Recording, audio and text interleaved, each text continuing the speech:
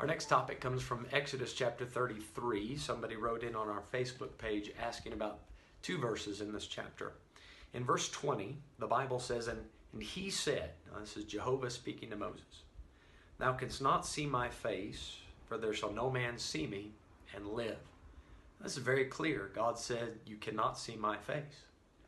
But then verse 11, same chapter, verse 11 says, "And the Lord spake unto Moses face to face, as a man speaketh unto his friend." Well, now how can both of these verses be true? He says, verse 11, Moses saw him face to face, and then 9 verses later, God says, no man can see my face.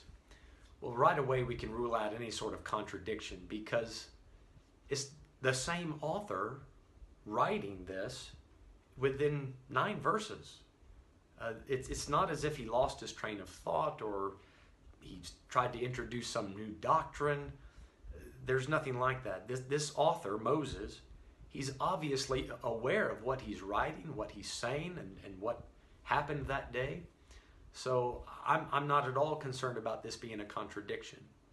What this does, rather, is it makes us investigate the nature of God and how he can manifest himself to mankind. There is a part of God that cannot be seen. Now, this is obvious just to the natural mind. We cannot look around and see God because he doesn't exist in the physical form like us. He's beyond creation. He's above it. He is a spirit, and we can't see that. So that's not a struggle for us to wrap our heads around. If you believe in a God, then you would also believe that he exists outside of time, space, and matter.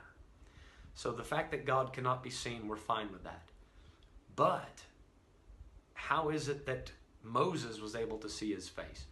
God, although he exists outside of time, space, and matter, he is not limited to the spiritual realm. God can step into the physical realm and manifest himself if he so desires.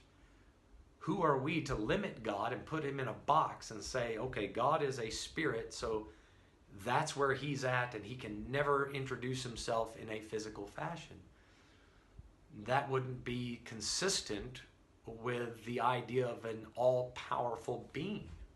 We read all throughout the Old Testament that people saw God. Abraham saw the Lord in Genesis chapter 18 in verse number 1 and carried on a long conversation with him towards the end of that chapter. Genesis chapter 32, Jacob wrestled with the Lord. You can compare that with Hosea chapter 12 and get some commentary on that. There in Exodus 24, we read where Moses and some of the elders of Israel went up on Mount Sinai, and God came down and they saw God, the Bible says.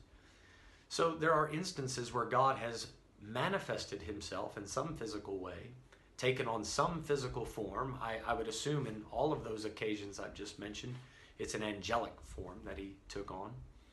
And then, of course, the greatest example of this is when Jesus walked the earth in John, in the Gospel of John, chapter 1 and verse number 18. John presents a very similar situation to what we have in Exodus. In verse 18, John wrote, "No man hath seen God at any time." Well, that's clear. That matches Exodus 30 through 20. "No man hath seen God at any time. The only begotten Son, which is in the bosom of the Father, he hath declared him." So what are we learning here? No one has seen the natural essence of God, that is the Father. But in the person of Jesus Christ, you are seeing the only part of God that can be seen, and that is his human manifestation. In that same chapter, John says, "In the beginning was the Word, and the Word was with God, and the Word was God." And then verse 14, "And the Word was made flesh and dwelt among us, and we beheld his glory. The glory is of the only begotten of the Father, full of grace and truth." So the Word is God. The Word was made flesh. And that's verse 14. Verse 18, he says, "No man seen God." This is not John contradicting himself within a matter of 4 verses. This is John understanding, just as Moses understood, there's a part of God that cannot be seen, the Father, his natural essence, his natural form, if if we can say it that way. And then there's a part of God that can be seen. That is, however he wants to physically manifest himself in the Old Testament, in that angelic form, and then in the person of Jesus in human form. Now, this is consistent with what we see in Philippians chapter 2, the way I'm using this terminology about the form of God and how he manifests himself. In Philippians 2 and verse 6, Paul's talking about Jesus, and he says, who being in the form of God. Now, what is that form of God? That's his natural form, his natural essence or appearance, if you will, that spiritual form that cannot be seen. So it says, who being in the form of God, thought it not robbery to be equal with God, but made himself of no reputation, and took upon him the form of a servant, and was made in the likeness of men. So God can take on another form. And this, I believe, helps explain what happened in Exodus 33.